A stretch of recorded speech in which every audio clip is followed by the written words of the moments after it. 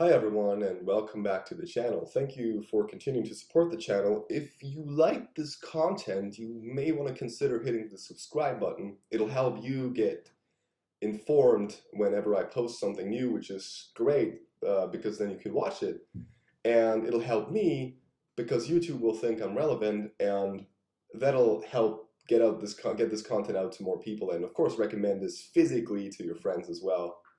We always forget about physical recommendations in the digital age, let's say. So do feel free to recommend this to your friends and family if you like the content. Thank you very much. And in this video, as long as the microphone's battery lasts, which is probably not going to be that long, I want to address a problem that has been tapped upon in other videos before, and this is the problem of the question whether we can have ideas or whether ideas have us, and so the problem of meaning and how Jung positioned himself in that regard. And this is Jung, I think this is probably a properly Jungian video, and I've published on this as well and wrote my PhD on this, and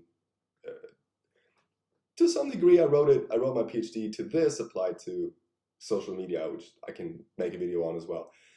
So so let's get right into it. So for those, so the videos will be structured in 3 parts, and that is, the first part is I want to briefly recap sort of the fundamental structure that we've been discussing over a couple of videos before, and the fundamental structure of the psyche, just the problem of sort of the ego and how it interacts with the collective and collective unconscious. But I'll try to keep that very brief. But it's for all those that are new to this content, so you can get into it and sort of have the tools you need to understand part 2. And part 2 will be on the issue of the collective and how it sort of intervenes or has the power, let's say, to intervene with the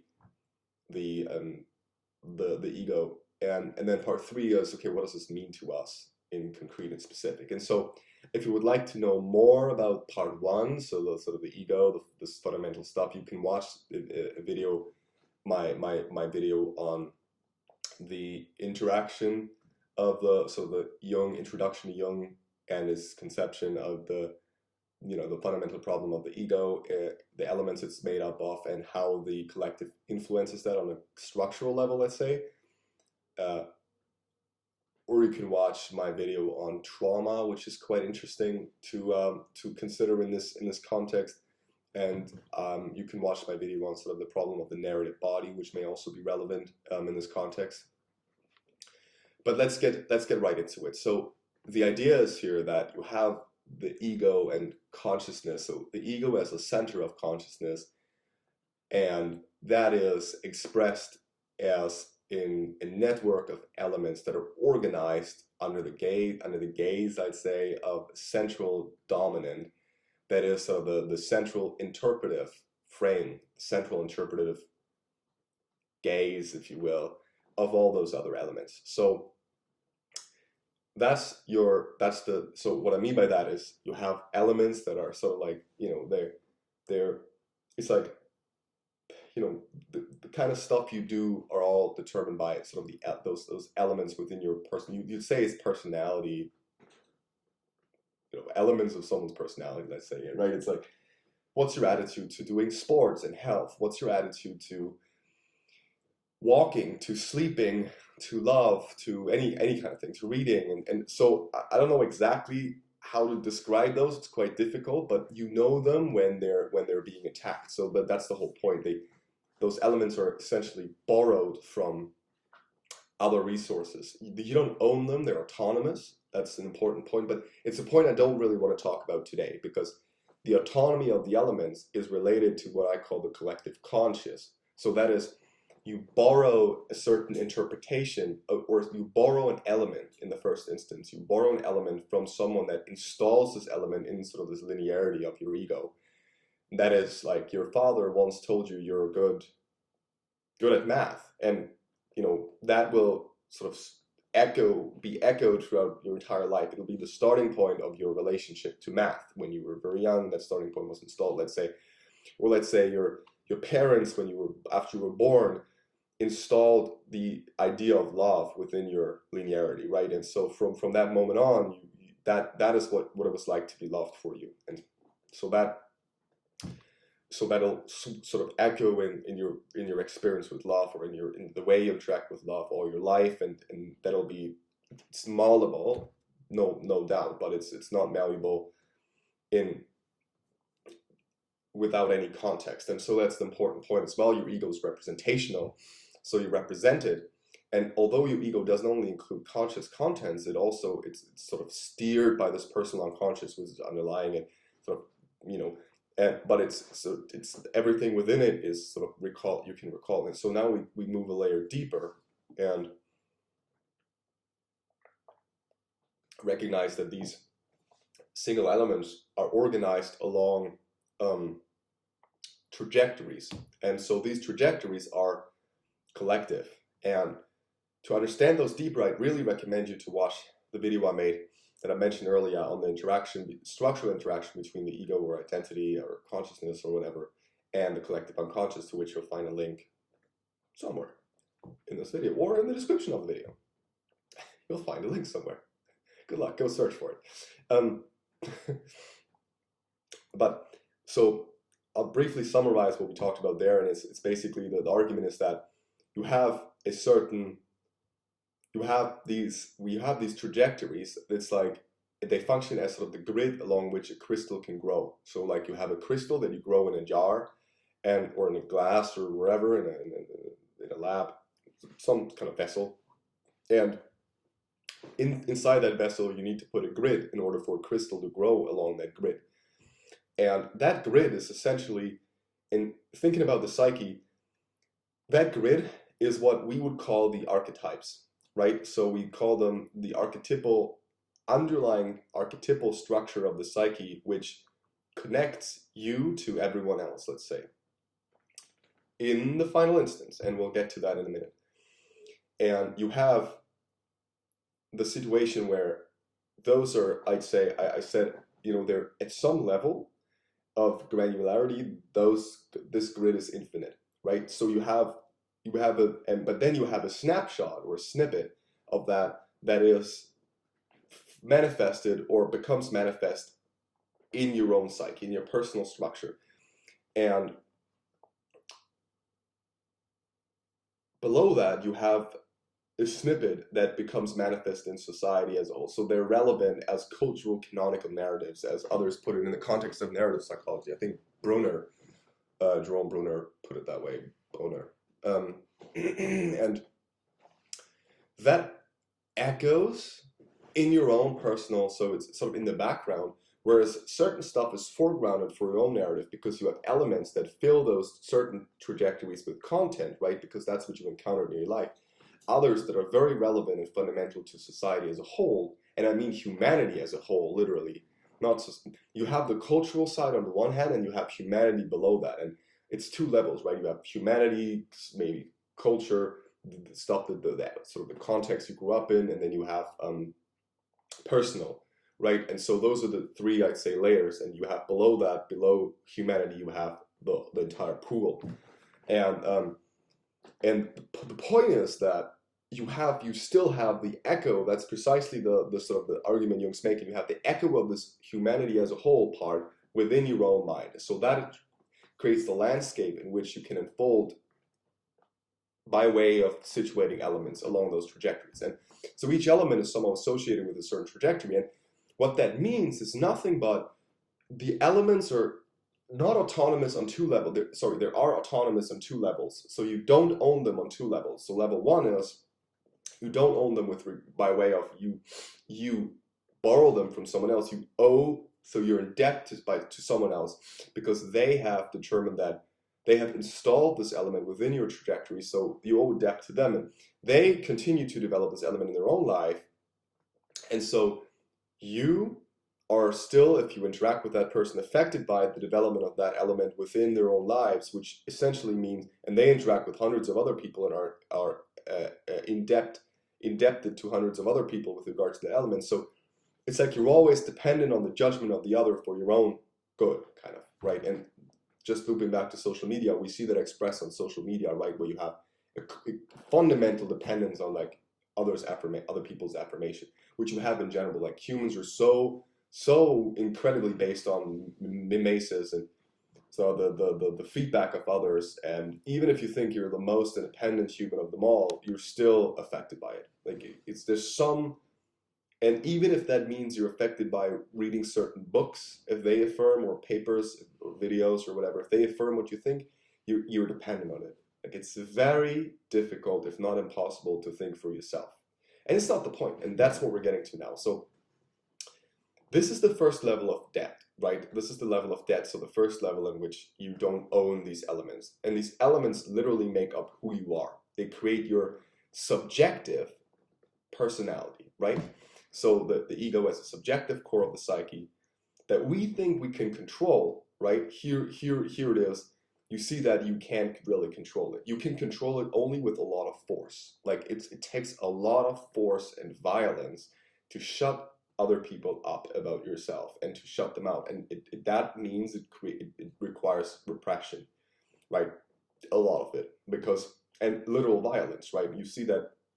Maybe I'll make another video on the work of Joachim Teveleit, who wrote, he wrote his PhD on, he wrote in the 1980s or 1970s, I think, and he wrote his PhD on pre-fascist literature, so literature from Weimar Republic and and so on. So the kind of stuff that people were thinking in the wake of the Third Reich, Nazi Germany, and especially he analyzed soldiers' diaries. And he calls it the white terror. So white, not in the sense of white, but in the sense of virginity, sort of untouchedness, death almost. And I can go into that in another video.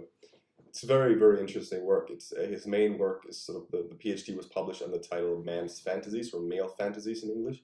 It's very good. I think I recommend it to everyone, especially nowadays. It's very important stuff to read. But so the idea here he put forth here is that these soldiers were trying with so much force to resist any type of organic change, I would say, so any type of external determinism. It's like, we can control everything. We can do this. We can make this happen.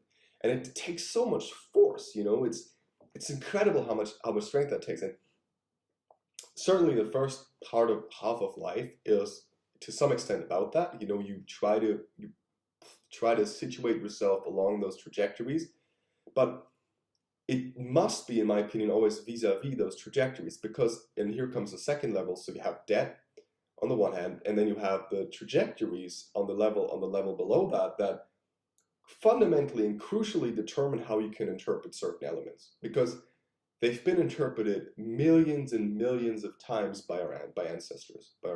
And so there is a sort of pre-existent approach to them that is inherent in the trajectories that they're situated along. And this doesn't necessarily mean, and it doesn't at all mean that content is transmitted through generations. So I said this in the other video that I recommended you a couple times now on sort of the structural connection between identity / the ego / consciousness and the collective. It doesn't mean that any kind of content is transferred intergenerationally, except by way of cultural artifacts like books or art and that kind of stuff.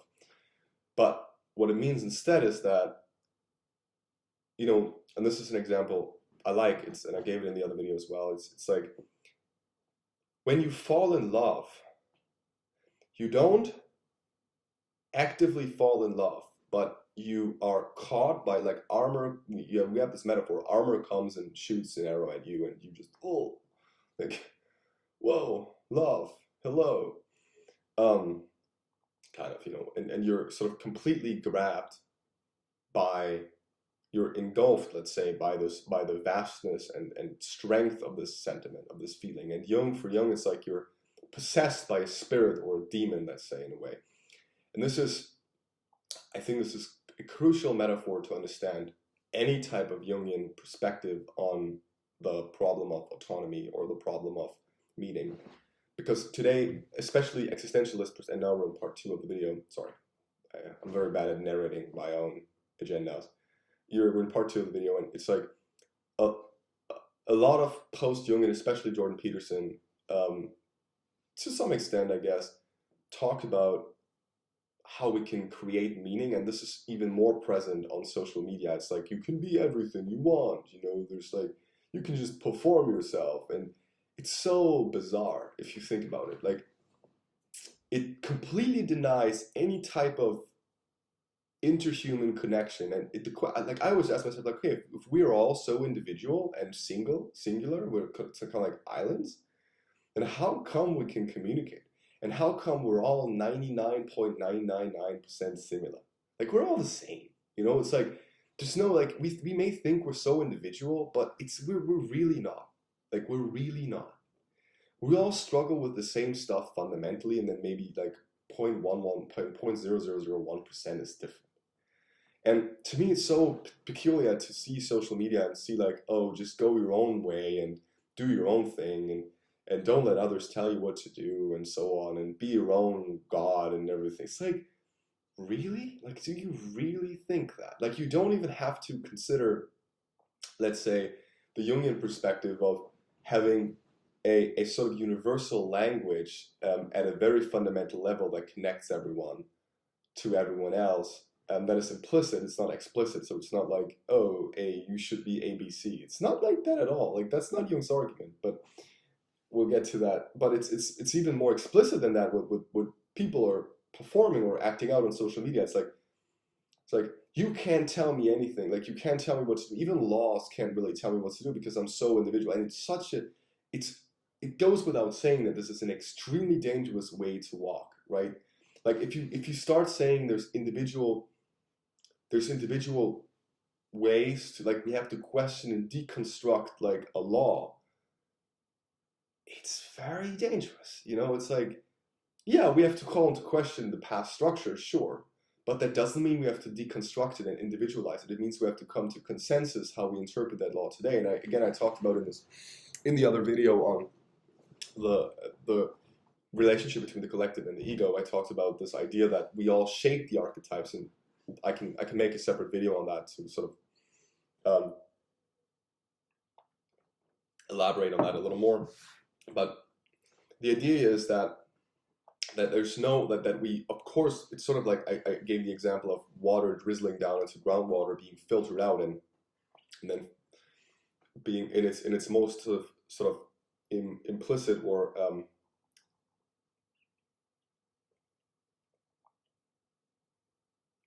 say unspecific form, it then becomes part of the archetypes. And here now maybe we can delve into this idea, right? You have sort of the levels. You have consciousness, you have the personal unconscious, you have sort of you have consciousness, you have the collective conscious, you have the personal unconscious, you have the collective unconscious, and then below that you have these levels, right, that I said, right? You have the culture and human history, and then below that you have a repository of trajectories, so to speak, like that's the groundwater in this example, where you have sort of the infinity of trajectories that could become manifest. And everything for Jung, at least this is the perspective of dual aspect monists in a way, everything in the world converges towards that. Like, be it nature, like the physical world, or the spirit, like the mind, right? Mind and matter. They're all, that's dual aspects, like mind, matter. They converge towards this unus mundus, right? This one shared world. And this has the consequence that everything is interrelated and connected. And physicists talk about that a lot, and I don't want to get into popular physics. I don't know much about physics, but you can read Harald Atmanspacher, who, so Harald, and then Atmansphacher.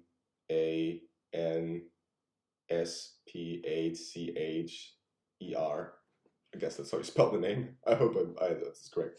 And he wrote a book on some of the Jung-Pauli conjectures. So Wolfgang Pauli and Jung, they had exchanged letters later in Jung's life, and Pauli was, of course, a physicist, quantum physicist, one of the inventors of quantum physics, in fact, and he was Jung's patient. And they exchanged letters, and this is where Jung developed his concept of synchronicity. And synchronicity is, of course, deeply connected to this problem of the unus mundus, right? To this one world where everything is sort of entangled, and by way of being entangled, by way of being one, essentially, if it differentiates, it still remains related in this one. And so what you have in synchronistic experience, and I think I made videos on synchronicity. If not, I'll do it in the future. And if you have a question, please post it in the comments, and I can interact with them or possibly create new content. Like, I'd love that. But I want to create content for everyone to enjoy and interact with. So please give me recommendations or pointers what I should babble about and talk about very qualifiedly.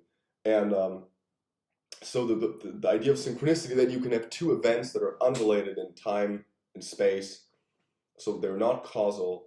They're non-causal connect. So synchronicity as a non-causal connecting phenomena. So two events that are not causally connected, and they're different. They're sort of removed in space and time, but they're still connected by meaning, and they're still significant. And that only works, and they have an impact. And it only works because you have a layer of connection that is non-causal at the very bottom, sort of these dual aspects, and that's sort of the unus mundus. And what does this mean for meaning now? And this is what I wanted to get into, right? For meaning, it essentially suggests that you have a meaning that can overwhelm you, that does not have yourself as a source. And in fact, that is the only objective meaning that exists in the world, right?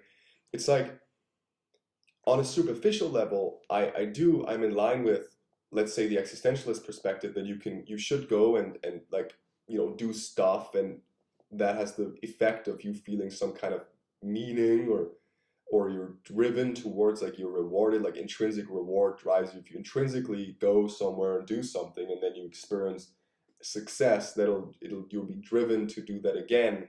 And if you do that over and over again, you may develop healthy habits, and so for that you need a goal, and you need to move towards it. And that's the layer that Jordan Peterson, for example, always emphasizes, right? You need to sort of reward. You need to use reward wisely, let's say. But I think there's a second layer, and that's an objective layer that I do believe Peterson doesn't go into as much, and it's because it's a very difficult problem. And that's the layer of, how does this objective interconnectedness in the unus mundus, how does that interfere with your own life? Sorry. Now my mic died. I hope that you can still hear me. Okay.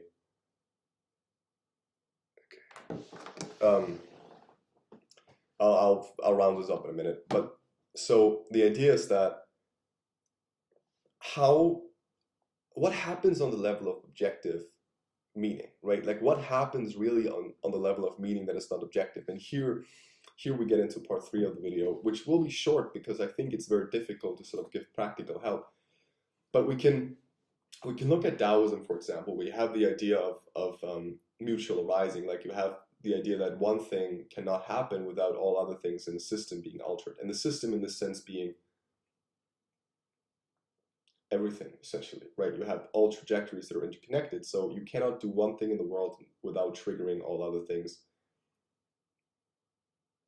in it, right? So the idea that if you see, let's say, that's the reason why Taoism observes nature, right? Because if you see a change in nature, that triggers a change, or reflects or triggers. It doesn't really matter because it's not a cause and effect thing, but it gives you a hint of what's happening in the mind, in your mind, in everyone else's mind, and so on.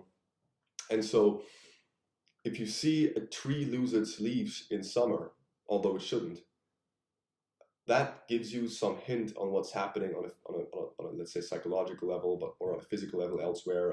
Or if you have a specifically hot summer or specific type of weather in a certain day, you have to really watch it. Like, pay attention to this. It's very interesting. You read certain news, and you can almost see correlates of these news, or of whatever's going on in the world, in the physical world. Like, we had, for example, this year in Europe, we had quite some turmoils that were going on. We had the Ukraine-Russia war, we had the Israeli-Palestine war. There were quite a lot of things that were going on a global scale. We have the Houthi problem in the Middle East. You have tension rising between China and Taiwan. Like there's a lot of things that are going on in the world, and we had a particularly high, at least subjectively perceived, a particularly high amount of strange weather phenomena. You know, we had a very cold winter here, which is unusual, with a lot of snow.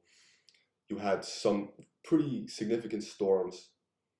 You had a very dry summer. We had no rain from April, at least here where I live, which is quite a rainy region.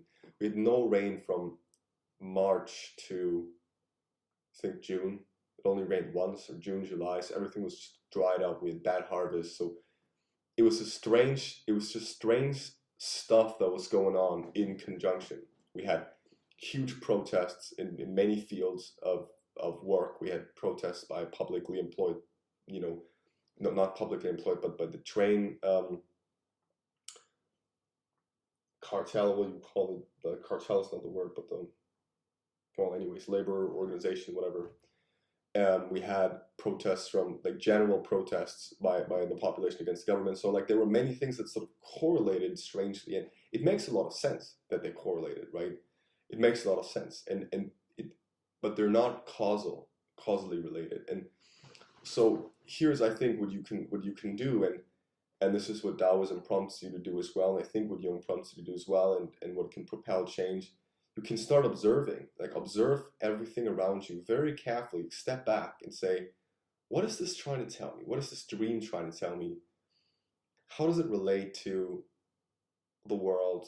How does it relate to stuff that's going on outside? Like, for example, I can tell you from my personal life, I had this strong desire, like I had this almost physical repulsion and disgust to leave the country for the winter. Like I was physically anxious to be, not like I had an anxiety attack, but like I was like, I don't want to be here in the winter. And at the same time, you had a particularly heavy winter. You had a particularly politically term out winter, and you had quite a threatening situation globally with the sort of all the wars that were going on and reached new heights in the season, and all that was reflected in my dreams, and it was reflected in personal relationships of others as well, not only me to others, but others to others as well. And this entire interaction, I think, can be seen as sort of it's related on a certain level. It's propelled by, it's interconnected and propelled by sort of movements within that one core, you know, let's say. And that'll drive you to make certain decisions. And I've been ignoring those decisions, and that's probably bad, right? Because it's been sort of objective interventions, and the problem is always how do you interpret those interventions, and when is something really an intervention, when isn't it? And this is, again, like I think it's quite interesting to highlight finally, and then I'll close the video, the distinction between a divine intervention, so sort of God in the religious sense intervening and saying you should do this or whatever, however that looks like,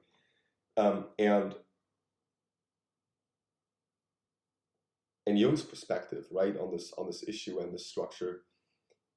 In Jung, there's no divinity in place, right? He uses God as a metaphor, but there's no divinity installed that has created this unus mundus or something like that. That doesn't really exist because it's a historically grown structure that governs everything.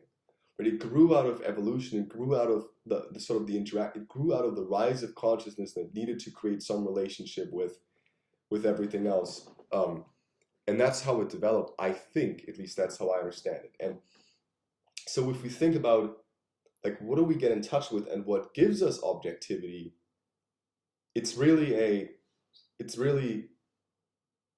we give ourselves objectivity by relating to everything else there is, right? By appealing to the collective proper, right, I think. So yeah, it's a very difficult question, I think, and I'd be interested about your opinions. Like, how do you know when something should be followed? Like, how do you know when a call and something you see should be followed? And how do you reconcile that with the consciousness's propension to just do whatever I think I can do, like to just stay here and it's all going to be good and I just need to do this. And that's I think that's the fundamental problem of the 21st century, right? How do you deal with that? Yeah. Okay, well, thank you for your time. Thank you for supporting the channel. I'm really curious about your comments and your thoughts. Again, if you want me to make another video on something else, please post it in the comments and I'll be happy to. And see you next time. Well, hit the subscribe button, as I said in the entry of the video, and I'll be happy to welcome you again here.